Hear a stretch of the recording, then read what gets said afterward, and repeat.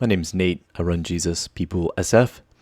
It's just a teaching ministry on YouTube at this point. It was originally a church plant in Haight-Ashbury, San Francisco. But because some of you clearly tune in, I've kept it going online.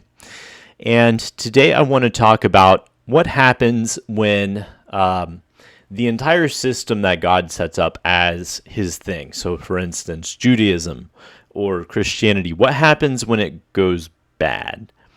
I want to talk about that because even though I'm an ordained minister, I have not been to a church service in about 2 years, 3 years, something like that.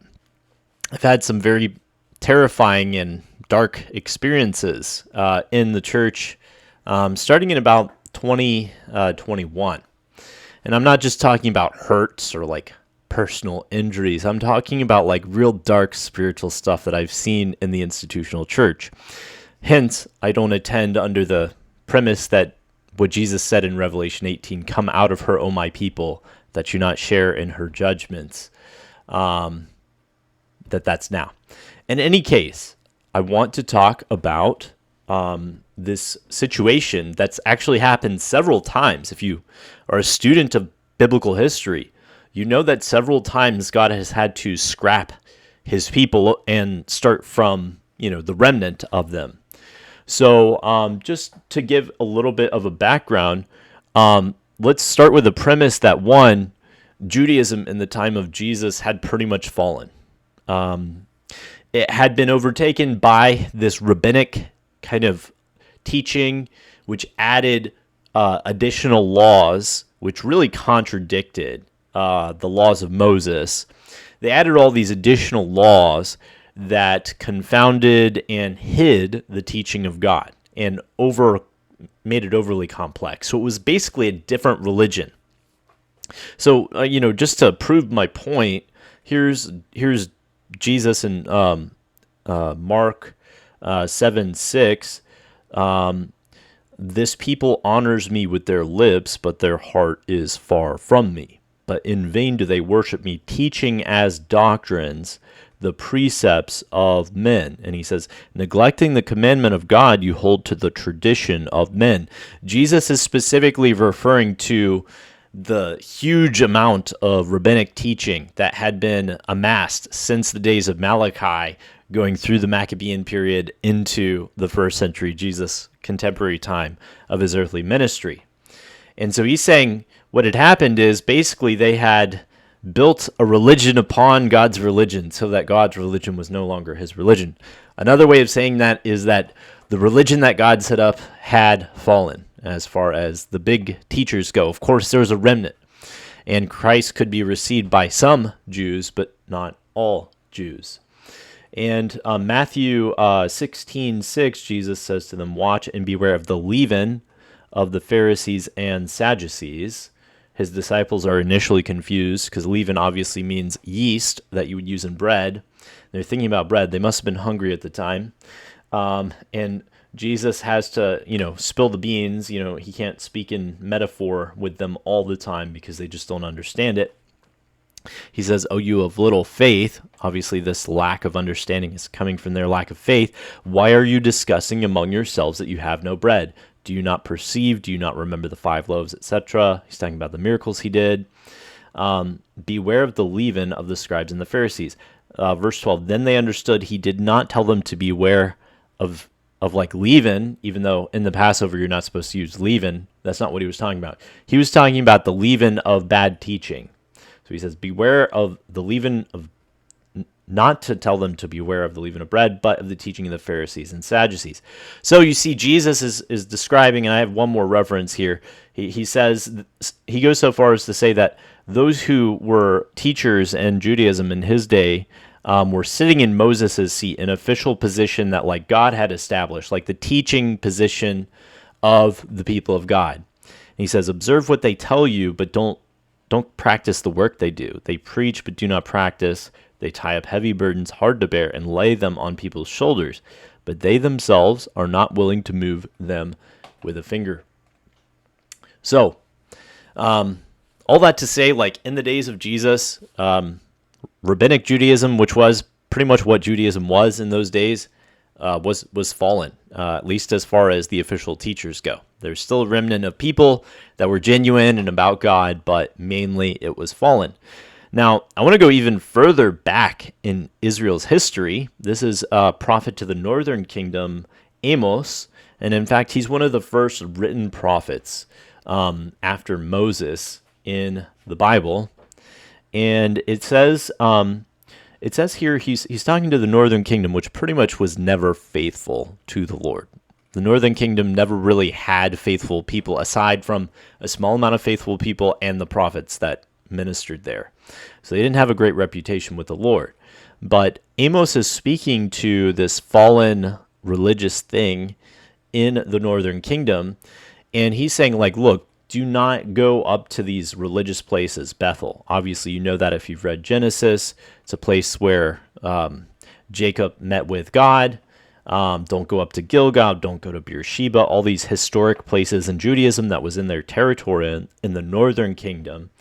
And then he says he's promising a punishment of Yahweh. He says, "Seek Yahweh that you may live, or he will break forth like a fire, and it will consume with none to quench."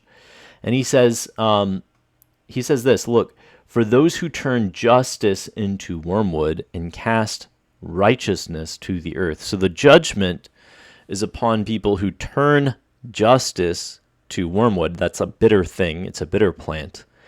And righteousness down to the earth. What the prophet is describing there, I believe, is how deep and how dark it gets when the institution that God sets up, Judaism, forsakes the word of the Lord. When the institution that God sets up becomes something other than the religion that God is about, it gets really dark. And not just on a human level, like Jesus is describing of like, avoid the scribes, avoid the Pharisees, avoid their teaching. But this is actually a much different thing when he says those who turn justice into wormwood. Justice is not social justice, as many people claim. This is just right decision. So anywhere from the court of law all the way to religious decision and what's acceptable in the kingdom. This is justice as a much bigger and broader idea, just right decision or just decision making from authority. And he's saying that these people turn justice into bitterness and righteousness down to the earth. That's like a heavenly idea of righteousness getting pummeled by some heavenly-ish being in the heavens. And so you see why Elijah, who also was called to the northern kingdom of all things, had such a hard time ministering to the people. It wasn't simply that there were a bunch of people who were practicing syncretic religion. It was that when Judaism goes bad, it goes really bad. Really, really bad. To the point where it's almost a spiritual corrupt idea of who God is and what God's religion is. And hence, we have the prophet promising these grand things. He says the person who made the Pleiades and Orion, these constellation of stars that people would use for telling the seasons and navigating in the sea and on land. And it changes deep darkness into morning, who also darkens day into night, who calls for the waters of the sea and pours them out on the surface of the earth. Yahweh is his name. It is he who flashes forth with destruction upon the strong, so that destruction comes upon the fortress. They hate him who reproves in the gate, and they abhor him who speaks with integrity. Therefore, because you impose heavy rent on the poor and exact a tribute of grain from them, though you have built houses of well-hewn stone, yet you will not live in them. You have planted pleasant vineyards, yet you will not drink their wine. And so this is the problem with fallen institutions. it is that they wield actual spiritual power. They think of themselves as demigods. They think of themselves as the spiritual giants of the earth. And really, the only one who can take them out, honestly, it's not a prophet per se. It's not a righteous person per se, although prophets and righteous people can wield a lot of power. It's got to be the Lord who actually created the constellations of the stars and who affects the creation at the highest and most ultimate level. He's the only one who can deal with something that was intended to be holy to God, the institution of God's people. In their instance, Judaism, and in our instance, the Church of Jesus Christ. And when that stuff goes bad, there's only one person who can really take care of it at the root level, and it's the Lord himself. And because of this, we need someone in our own time, I believe, who can deal with the problems of the institutional church. It's of my opinion that if you are a brand new Christian and you head to a church to try to learn about God, to hear the teachings of the Bible, to grow in your faith, you are making a grave mistake, because you're learning from the same kind of person that Jesus described here in Mark chapter 7. This people honors me with their lips, but their heart is far from me. In vain do they worship me, teaching as doctrines the precepts of men. This is the church. This is the church today. By church, I don't mean individual Christians that are genuine in their faith with God in this instance.